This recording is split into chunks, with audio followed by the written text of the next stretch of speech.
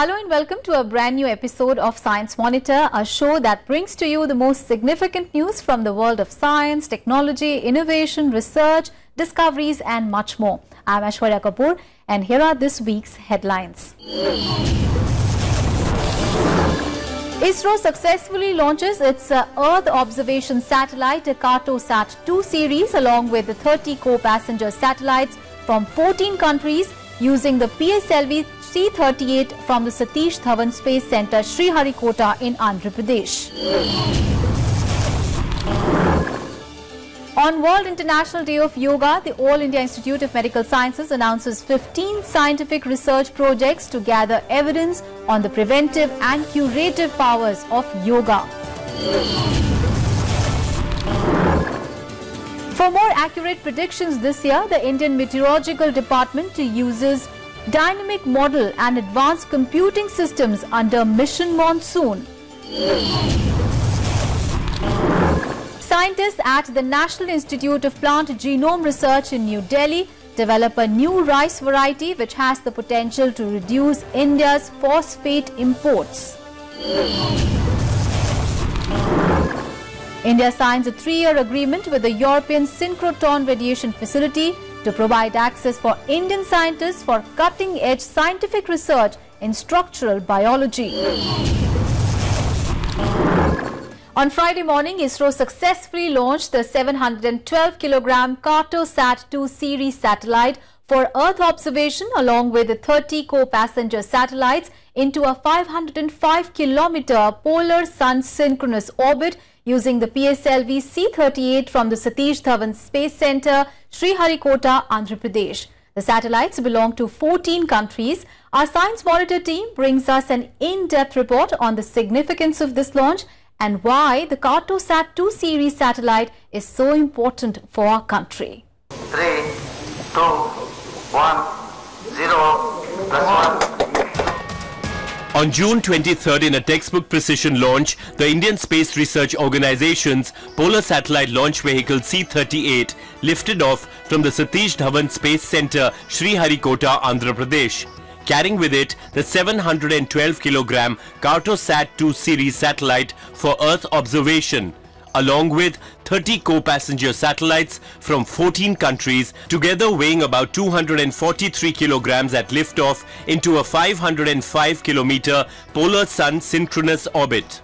This particular mission has been successful and it has put all the satellites into orbit, and very soon we are going to have another communication satellite on 28th of this month, which will add significant number of transponders to our capacity, and our effort of continuing to provide increased Earth observation, navigation as well as communication will continue.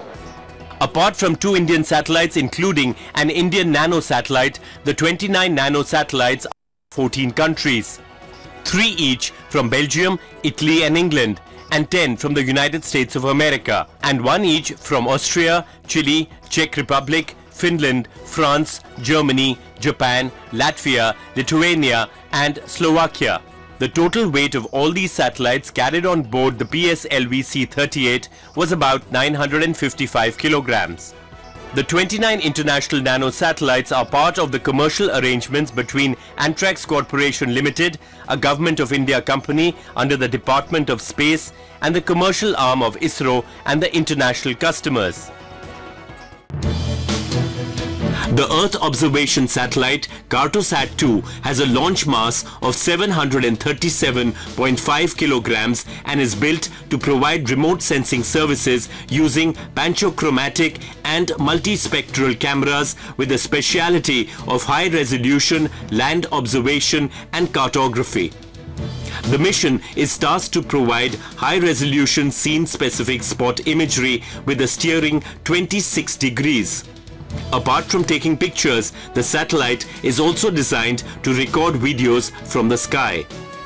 With this mission, ISRO aims in reducing the cost of taking images from external sources. Experts believe that 2 primary functions of taking high-resolution pictures and recording videos by the satellite will provide help to a wide range of activities, including civil and military planning. The images will also be useful for cartographic application, urban and rural application, coastal land use and regulation, utility management like road networking monitoring, water distribution, among other uses. But for ISRO, there is no break. Next week, the organization will be launching the GSAT-17 communication satellite aboard the Ariane 5 from French Guiana.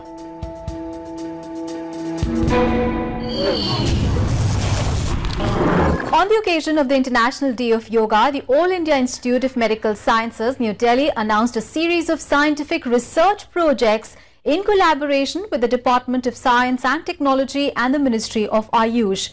The focus is to find the effect of yoga as a combinative therapy with modern medicine. The proposed clinical studies aim to seek evidence of yoga in preventing lifestyle and metabolic disorders. Here is our report. Developments in modern medicine have helped curb the spread of many communicable diseases such as tuberculosis, pneumonia and hepatitis. The focus has now shifted to non-communicable but life-threatening diseases such as hypertension, stress, strokes and diabetes. Health practitioners are seen advocating yoga as a preventive method with changes in lifestyle to deal with these disorders. This calls for scientific evidence that yoga, which is an ancient Indian science of exercise and healing, is indeed beneficial for health. AIIMS, with support from the Department of Science and Technology and Ministry of Ayush, is working in this direction. There are 9 ongoing projects and another 15 being launched. So our aim is basically to reach out to patients, provide them better care as far as yoga is concerned, but also do research and show that if we combine this with today's medicine, we can get a better result. So it is complementary, it's not competing with each other. For instance, a recent study by AIIMS has found significant reduction in the markers of inflammation in the lung in response to 12 weeks of practicing yoga. This finding is likely to help reduce chances of developing heart diseases such as stroke. After 12 weeks of yoga, blood में अगर हम various CRP, IL-6 के markers देखें, they come down significantly, showing that with yoga, the inflammation in the blood will become less, and this inflammation in these patients predisposes to atherosclerosis, coronary artery disease, stroke, which are known to be risk factors in patients with COPD as what we call comorbidities. AIIMS is also in the process of conducting a scientific study how yoga can help patients suffering from neurological diseases, which are diseases of the brain, spine and nerves. Doctors believe that yoga has various relaxation effects and people suffering from diseases like hypertension and stress can benefit from it. A clinical study by AIIMS also proposes to divide 144 patients with chronic migraine into 2 groups. One group will be treated with medicines while the second group receives both medicine and yoga. First, we show that addition of yoga to a standard medical treatment is more beneficial than yoga and than medication alone. Once we have found that evidence strongly, then we can even do pure yoga versus medication alone. Through these new initiatives in studying yoga scientifically, AIIMS hopes to put in place medical protocols using yoga, which not only help people prevent the onset of a number of diseases, but also increases the body's immunity and capacity of fighting pre-existing ones.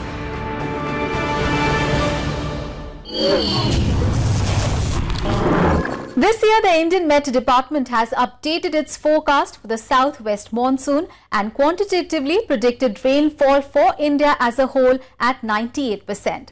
Forecasting the monsoons accurately is a difficult task at best. So, to understand how this is done, our Science Monitor correspondent Mridul Gupta spoke with Dr. K.J. Ramesh, Director General, Indian Met Department, on the latest technologies being used to improve monsoon forecasting this year. This year, the Indian Meteorological Department has updated its forecast for the southwest monsoon and quantitatively predicted rainfall for India as a whole at 98%. The fate of kharif crops like rice, maize and millets depend on the southwest monsoon. Forecasting Indian monsoons is challenging because several factors including wind patterns, variation in ocean temperatures due to El Nino, greenhouse emissions, increasing land use, cloud and forest cover influence rainfall. The Indian Meteorological Department is now equipped with a 6-parameter statistical ensemble forecasting system, along with the latest version of the Monsoon Mission Coupled Forecasting System or MMCFS, which helps in forecasting monsoons with higher precision. Dr. KJ Ramesh explains the latest technologies being used to improve monsoon forecasting this year. During the 12th plan, what the Ministry of Earth Sciences has started, a national monsoon mission. That was the new initiative, and the procurement of high performance computing facilities for weather forecasting. In this, more importantly, is new dynamical tool is there where ocean and atmospheric interaction on continuous basis is accounted for understanding the variability of the monsoon and associated rainfall predictions, which was not earlier. And under the monsoon mission, several investigators have worked and improved and validated that model about its performance. For last 25 years that model was run and tested, improved for its performance, and then started using it from this year monsoon assessments, both in the first stage assessment and the second stage assessments. In the year 2016, India experienced 3% lesser than normal rains. This year, the country is likely to see normal rainfall, based on the progression of the southwest monsoon and latest forecasts done by the Indian Meteorological Department. See, last 2016 monsoon, if you see, regions in Kaveri basin of Karnataka particularly, and Tamil Nadu and Rayalaseema, Kerala, these are the 4 areas where monsoon rainfall was below normal activity was realized in the 4-month season. And every year we will have at least 15 to 20% of the country, even if all India level it is normal or above normal, there will still be places, at least 15% of the places, which are experiencing below normal rainfall activity. Earlier this year, weather reports indicated that El Nino, which is an oscillation of the ocean atmosphere system in the tropical Pacific having important consequences for weather around the globe and the Indian monsoon, would have a stronger impact. When we gave our first stage assessment of monsoon rainfall on 18th April, there were enough indications to say that possibilities of stronger El Nino are started receding, which was the assessment earlier, but things started changing, and that signatures were clearly evident in our simulations by our coupled models. We have indicated that while giving 96% of the quantum normal range monsoon rainfall for the country, we even said that in the second sentence, because of decreasing prospects of stronger El Nino developing during latter part of the monsoon season, so India will likely to have near normal rainfall. About 40% of the Indian agriculture banks on monsoons. Given the rapid and even spread of the monsoons expected this year, there is good news for the Indian farmers especially. On the occasion of International Day of Yoga, the Minister of Science and Technology, Dr. Aishwarya, launches Celebrating Yoga, a mobile app. We will tell you more, but after a very short break. Keep watching Science Monitor.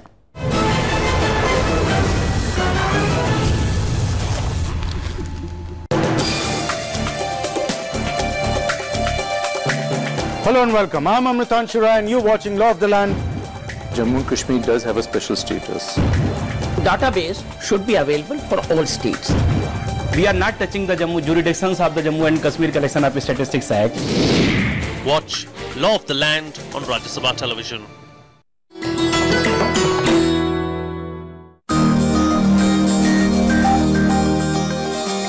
Harappan sites are a treasure trove of sophisticated pottery. These creations show tremendous advances by the potter's wheel. Creations like the perforated jar, the copper axe, the chisel and knives astound even present-day archaeologists. Figurines depicting yoga poses, chess pieces display a complexity unsurpassed even by later-day civilizations, all of which make the Harappan civilization truly unique.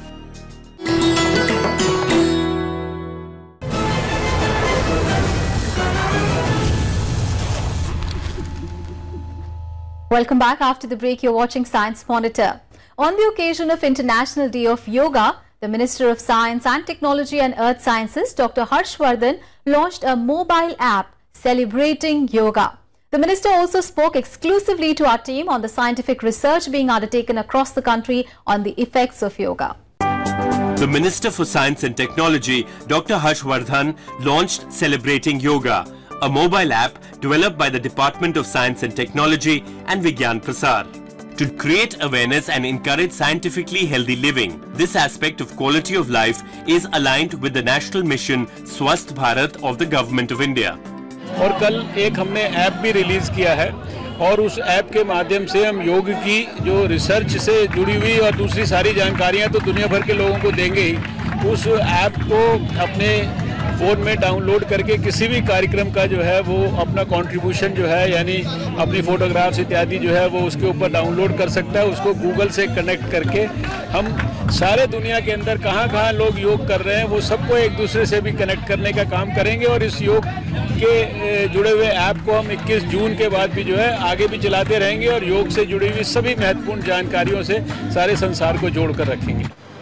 The Department of Science and Technology also launched a research program, Science and Technology of Yoga and Meditation, under its Cognitive Science Research Initiative. The ideology being that as yoga and meditation are interdisciplinary endeavors that interface with neuroscience, medicine, psychology, engineering, philosophy, etc., yoga can contribute in a holistic way to derive integrated benefits. हमारी ministry दो काम कर रही है। एक तो हमारा जो है साइंस एंड टेक्नोलॉजी के अंदर जो है ना योग और मेडिटेशन के लिए जो है हम साइंटिफिक ढंग से रिसर्च कर रहे हैं और हम लोग इनवाइट करके देश भर से हमने पिछले 2 साल से प्रोजेक्ट्स इनवाइट किए जिसमें कि वैज्ञानिक दृष्टि से योग के माध्यम से ब्रेन से लेकर और शरीर के विभिन्न अंगों में किस किस प्रकार से क्या क्या फ़ायदे होते हैं उसको हम वैज्ञानिक दृष्टिकोण से भी सिद्ध कर रहे हैं। इस समय करीब 45 प्रोजेक्ट्स के ऊपर जो है देश भर में बड़ी व्यापक रिसर्च हो रही है। Despite being an ancient discipline from a traditional setting, yoga has grown in popularity and has now become a worldwide phenomenon. This year alone, practitioners in 190 countries rolled out their yoga mats and more than 5,000 events took place around the world.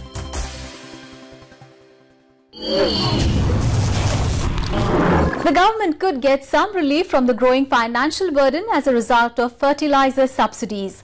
A group of researchers at the National Institute of Plant Genome Research have developed a new rice variety that promises to use phosphate in the soil more efficiently and thus cut down on fertilizer imports, saving the government hundreds of crores of rupees each year. Here is a report on this very important breakthrough.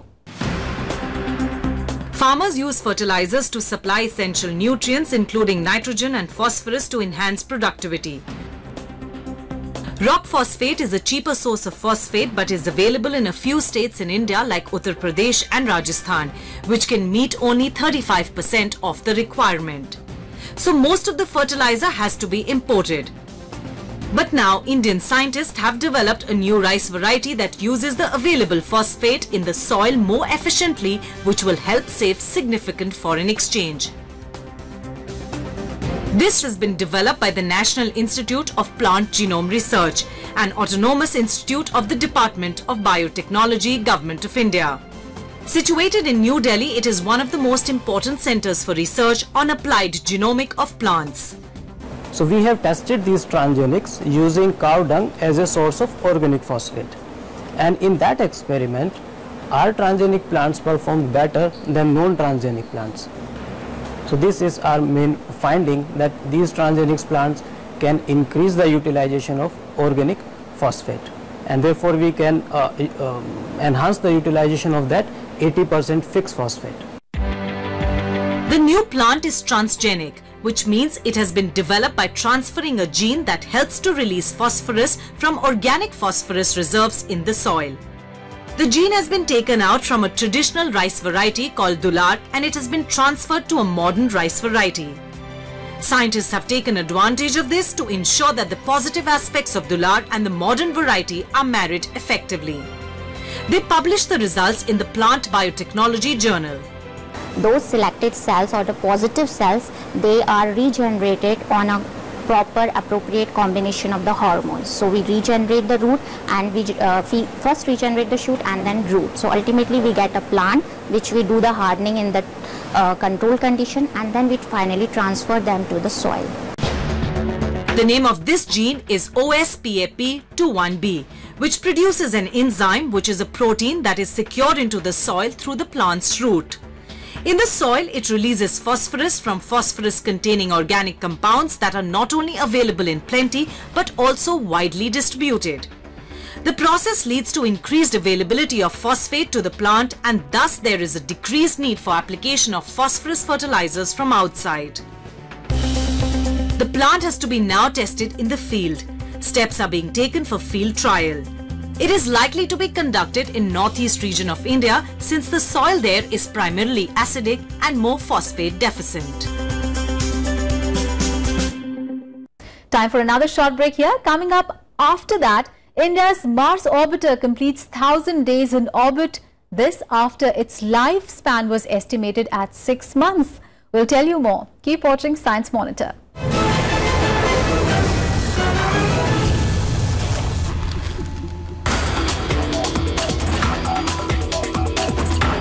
The cement that is being manufactured has got a particular 2 or 3 drawbacks. One is it has to use naturally available materials.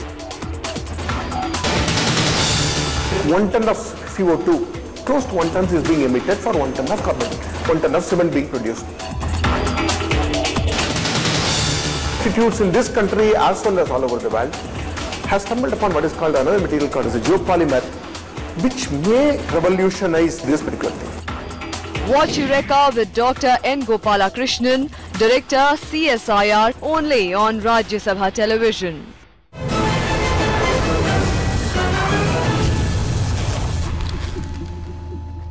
The Regional Centre for Biotechnology and the European Synchrotron Radiation Facility, or ESRF, have signed a 3-year agreement for scientific use of synchrotron radiation with focus in structural biology in order to provide access to the ESRF for Indian scientists. This will lead to major breakthroughs in the field of science in areas as diverse as technology, pharmaceutical industry and environmental pollution. Here is a report. The Regional Centre for Biotechnology under the Department of Biotechnology of Government of India and the European Scientific Radiation Facility Council in Grenoble, France have signed a 3-year arrangement for scientific use by Indian scientists for non-proprietary research in order to provide access to ESRF for Indian scientists. So we have become an associate partner of this. This is a very, very significant development.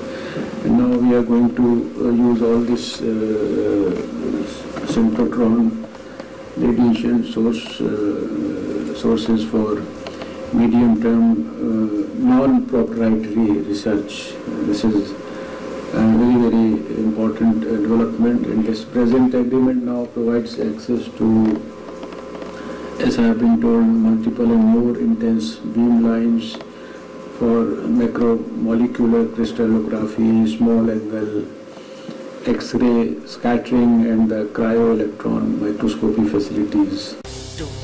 Synchrotron radiation is produced by charged particles such as electrons when they are moving at high speeds and their paths are altered by a force such as magnetic field. It is useful to study the structure of molecules like DNA and protein, which are a few nanometers in size. ESRF produces the world's brightest source of hard X-rays, which are 100 billion times brighter than the X-rays used in hospitals, which are used to look at protein structures. The highly bright X-ray beams are also used to study material physics and nanochemistry. In fact, the popular iPod is the result of this technology, and it also helps in structure of pharmaceutical drugs and environmental pollutants, fossils and in forensic sciences. The partnership has already facilitated the easy access of global modern tools for the advancement of science in India. ESRF Indian Scientific Community Partnership towards understanding macromolecular structures using synchrotron radiation is meant to make available resources that are modern and up to date for crystallographic community in India in such a way that they can compete in the global scenario of being able to determine difficult protein structures such that applications of those can be made for the drug discovery, vaccine design and so on and so forth. India becomes the 22nd country to join the European Synchrotron Radiation Facility. India joins the ESRF at a critical time in which a new and revolutionary EBS synchrotron source will become operational in 2020. First of all is the possibility of working together on big challenges in the areas of medicine, life science, where structural biology is a key element for the discovery of new drugs, finding new ways of fighting and overcoming diseases. European Synchrotron Radiation Facility will enable discoveries in biology, chemistry and physics to the benefit of human knowledge, progress in health and environment and design innovative technologies to meet future challenges. And before I sign off for today, here is a glimpse of some interesting happenings in science from around the world. Indian Space Research Organization's maiden interplanetary venture Mars Orbiter mission completed 1,000 days orbiting the red planet Mars on 19th of June 2017. The mission was launched on 5th of November 2013 by PSLV C-25 to study Mars and if the planet has properties such as methane gas in its atmosphere that can support life. It entered into the Mars orbit on 24th of September 2014 in its very first attempt and has completed over 388 orbits. It has captured more than 715 images of Mars and is standing strong even after crossing its estimated life. NASA's Kepler Space Telescope, launched on 6th of March 2009, is the first space mission to search for Earth-sized and smaller planets in other neighboring galaxies.